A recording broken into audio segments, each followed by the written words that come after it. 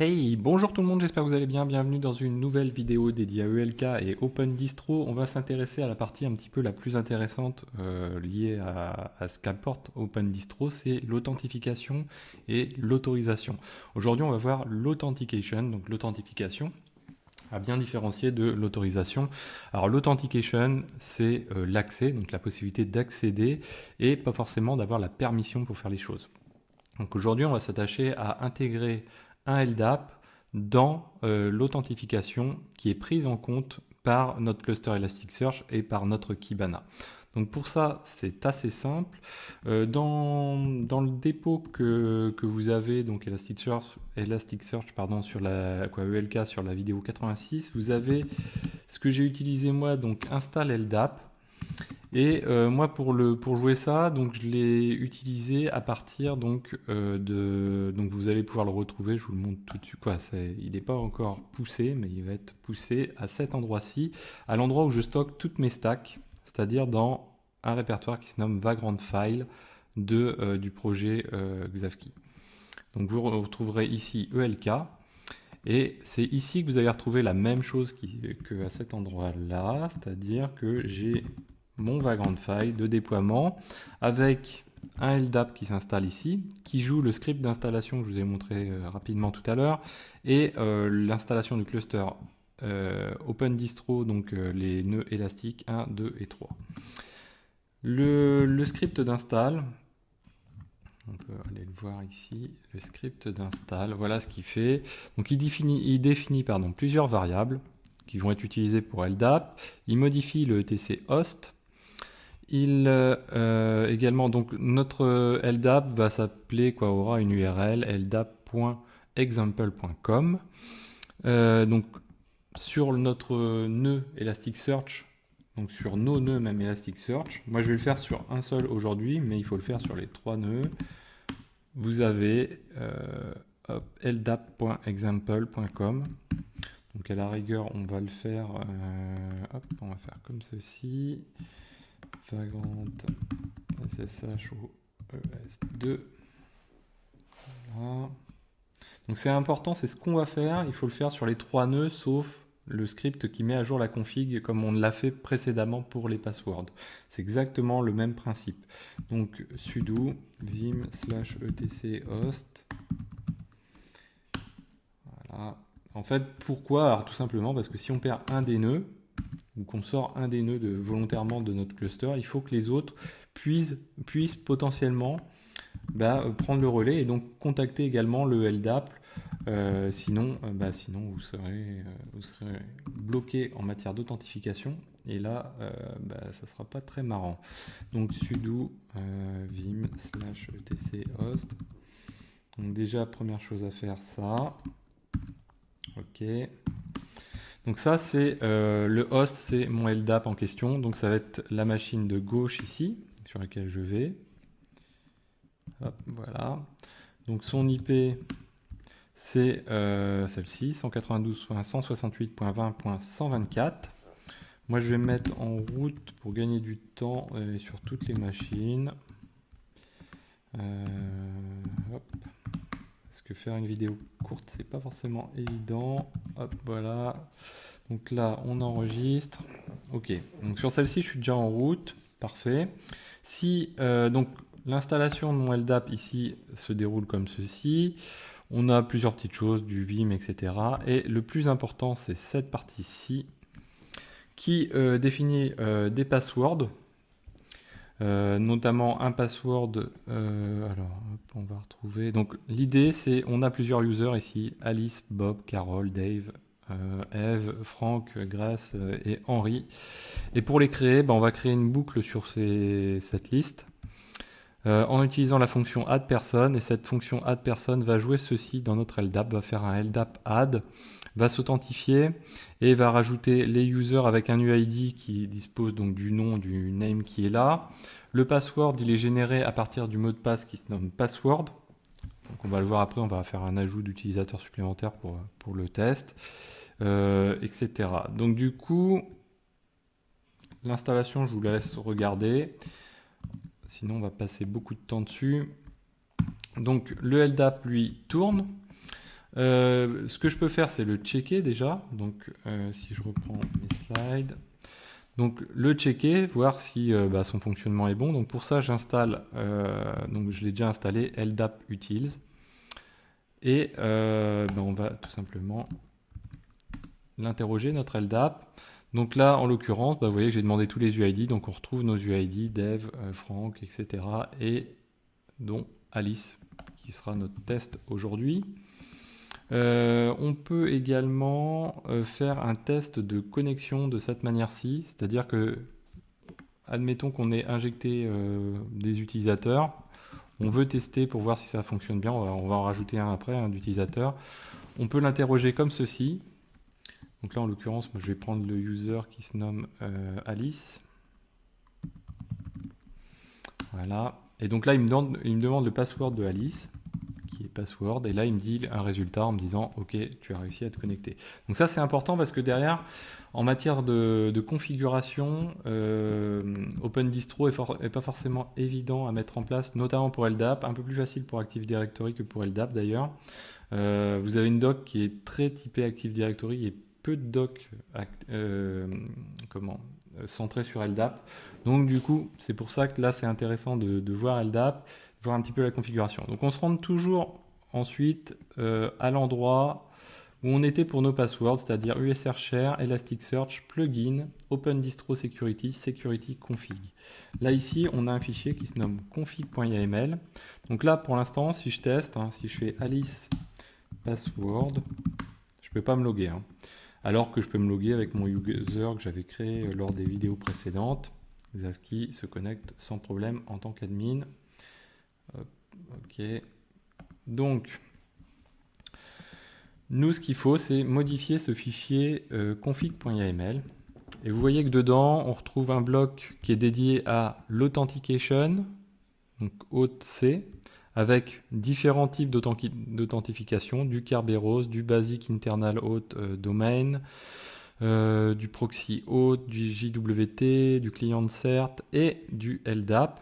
Et ensuite, c'est suivi d'une autre partie auth Z qui est l'autorization et qui là est valable principalement pour Active Directory et LDAP. Deuxième chose, donc une fois qu'on est dans LDAP ici, vous voyez qu'on a un ordre. Là, c'est le 5e rang, c'est-à-dire que dans l'ordre des authentications, vous voyez qu'on en a plusieurs, LDAP rentre en compte en 5e position. C'est-à-dire que tous les autres passent avant, donc il faut que tous les autres timeout, etc. avant d'arriver à LDAP. Donc voilà, on peut le repositionner un petit peu plus haut, il n'y a pas de souci. Pour activer, ici, on passe à True. On passe également à Transport Enable à True. Et ensuite, tout le reste ici, donc là, on est sur du LDAP. Moi, je ne fais pas de TLS, donc là, on passe à False. On est à False également. Ici, le challenge à False également. Le Start TLS, on est à False, puisqu'on ne fait pas de SSL du tout. Enable, donc là, à False. Verify Hostname à False. Et ici, très important, on met l'URL de ce qu'on a renseigné dans notre TC host, ldap.example.com sur le port de votre LDAP, donc 389. Donc si je vais ici, netstat-ntop, donc je me retrouve bien avec un LDAP qui écoute, donc LDAP, le daemon, qui écoute sur le 389. Ensuite, on a quoi d'autre? Ici, on va renseigner notre bind DN.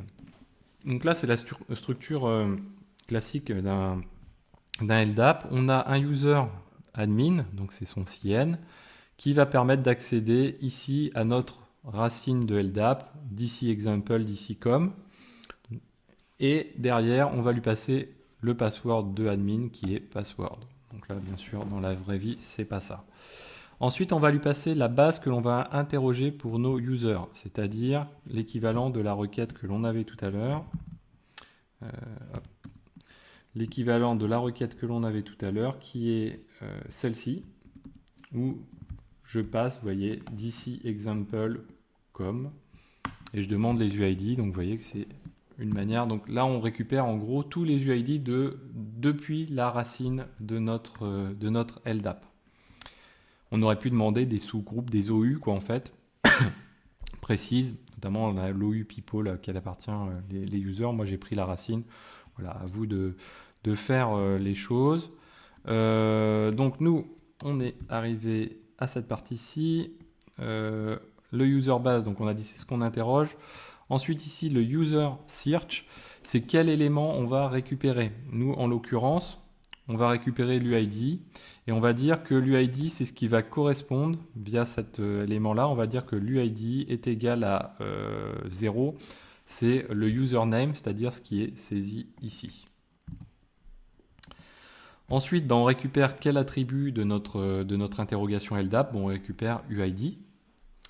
Et puis dernièrement, ce qu'on fait, c'est on skip pour le user Kibana server notamment. On veut surtout pas que pour le user Kibana server, on passe par LDAP, donc par toute la stack d'authentification qui est là. Elle est faite en amont via l'authentification standard. Donc ça, on l'enregistre. Donc vous avez les éléments dans... donc si je reviens ici, vous avez un fichier qui se nomme config ici, et vous retrouvez le bloc C qui correspond, qui est ici. Donc ça, c'est parfait. Donc maintenant, on n'a plus qu'à pousser notre modification, l'activation de notre modification de config.yml via toujours la même chose que ce qu'on avait utilisé pour changer le password. Donc là, on va rentrer. Hop, voilà. Donc là, il fait la modification. Donc là, ça a été modifié. Donc c'est parfait. On peut déjà le tester, mais il ne faut pas oublier qu'après, on va faire la même chose sur les 3 nœuds. On ne va pas jouer ce script-là, mais par contre, il va falloir mettre à jour sur les 3 nœuds le config.yml. Donc là, on va le tester. On va faire un alice password. Et là, vous voyez que cette fois-ci, on ne se fait pas jeter. Et on arrive sur un Kibana qui peut paraître donner l'impression de faire des choses, mais finalement, il permet juste d'avoir un espace à Alice réservé à son index à elle et pas à autre chose. Donc vous voyez qu'il n'y a pas accès aux security, etc. Et tout ça ne permet pas d'accéder aux index, puisqu'en fait là, la sécurisation elle se fait au niveau d'Elasticsearch. Donc en gros, tant qu'on n'a pas dit que Alice, en termes d'autorisation et pas d'authentification, a le droit d'accéder à des index, etc., elle ne peut rien faire dessus. Donc là on a fait notre modification sur cette partie-ci, donc on va aller faire la modification également sur donc là on peut faire un cat de config, on va aller recopier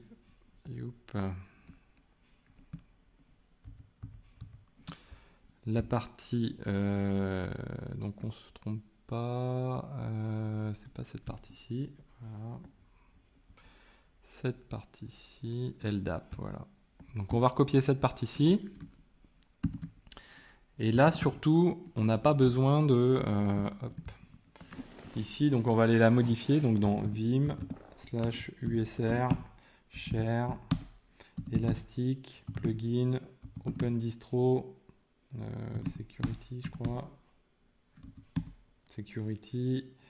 Et encore, hop là. Security config.yml. Donc là, on va se retrouver dans notre partie qui est dédiée au LDAP, mais au C surtout, donc cette partie-ci. Et nous, on va aller modifier toute cette partie-ci.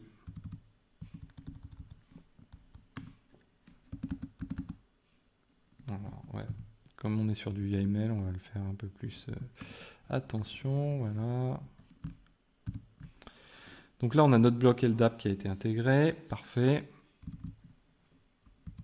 Donc ce qu'il faut bien faire attention, c'est qu'on se situe bien sur LDAP comme il faut, parfait. Ensuite, on fait pareil sur le dernier host, usr share elastic plugin open distro security config.yml. Et donc là, même démarche. Donc on va supprimer tout le bloc LDAP ici, que sur l'authentication. On se place en fin de ligne là, et hop, et voilà. Alors, hop. Voilà, et donc là, on est parfait. Donc là, on a mis en place cette authentification. On peut même la tester en rajoutant du coup un user à notre LDAP. Donc je crois que j'ai mis ce qu'il faut pour. Donc création d'un user. Donc première chose, on va générer un password. Alors donc j'ai un script ici, un LDIF, donc c'est les fichiers qui permettent de faire de l'injection dans LDAP, où on a un create user ici. Donc on va créer le user qui s'appelle Xavkey. Et au préalable, pour ce user, on est obligé de créer le hash du mot de passe. Pour créer le hash du mot de passe pour LDAP, il faut utiliser slap password, donc LDAP password, petit h, on spécifie le nom du hash, -s et la valeur du password en question. On n'est pas obligé de mettre petit s non plus pour pas afficher le password dans la command line. Et donc une fois qu'on a fait ça, on va sur notre serveur, on va prendre celui-ci ou celui-ci, ou on va se mettre sur notre LDAP. Comment je l'ai fait moi? On va le voir tout de suite. J'ai fait toc toc toc. Alors toc toc. Je dois l'avoir. Alors ouais, il est là. Donc nous on l'a fait, vous voyez, LDAP add. Donc on est sur le serveur de LDAP ici. Create xavkey.ldif. Ok, donc le chat, moi je l'ai déjà, le chat, le SHA-1 j'ai déjà généré auparavant pour password. Et ici c'est le contenu, donc mon user, ce qui est important surtout c'est l'UID qui est là, qui est ici, qui va faire la correspondance qui va être utilisée par OpenDistro. Donc on va pousser ça, donc pour pousser ça dans notre LDAP, on va utiliser cette petite commande là, qui est LDAP add, ici, hop, create Xavkey, je crois que c'est ça, voilà. Donc là, j'utilise mon compte d'admin, celui qu'on a même renseigné dans la configuration. Donc le compte d'admin qui a aussi un password qui se nomme password. Donc du coup, hop là. Du coup, là, on vient de le rajouter. On peut réinterroger notre base pour voir si on l'a bien pris en compte, comme on l'a fait tout à l'heure avec l'UID. Donc là, on va checker. On a bien Xavkey qui a été ajouté. Donc là, comme on est sur de l'authentification, pas de la permission, on n'a pas autre chose à faire que simplement de le renseigner. Donc du coup, on peut sortir d'ici. On peut tester donc Xavkey et le pass. Ah zut, ouais, j'ai créé un user. Ouais, bah ça va pas marcher. On va créer un autre user. Et j'ai pas réagi tout à l'heure, mais le user Xavkey il existe déjà. Donc c'est pas grave. On va créer un autre user. Donc comme dans l'ordre d'authentification, le user qui est, on va dire de base, passe avant. LDAP, ça pose pas de souci. Nous, on va faire create. Donc, on va laisser Xavkey, mais ça sera pas Xavkey. On va créer un compte Xavkey 2. Ok, on va mettre 2. Tac, voilà. Toc, toc. Bon, ça, on s'en fiche un peu. Le SHA-1, on le laisse pareil. Et ça, pareil. Ok, donc on va repousser Xavkey 2.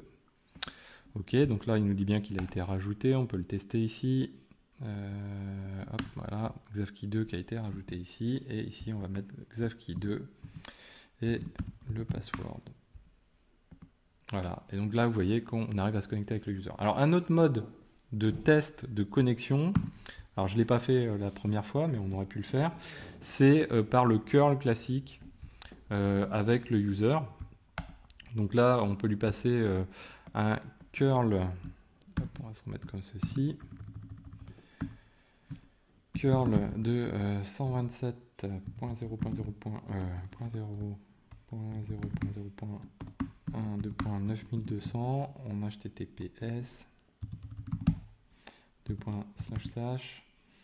nous on va demander les informations relatives au cluster et la santé du cluster, health, en mode pretty.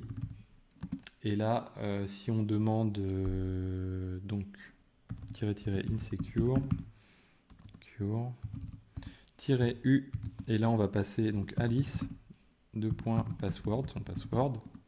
Et là, vous voyez que Alice, elle arrive bien à s'authentifier, mais elle n'a pas les droits. Vous voyez, elle vous met, voilà, on n'a pas les permissions qu'il faut. puisqu'elle n'appartient à aucun back-end. Dans la prochaine vidéo, on va voir comment faire la correspondance entre le back-end Elasticsearch OpenDistro et un groupe de LDAP, tout simplement. Voilà, donc on a fait le tour de cette mise en place d'authentification.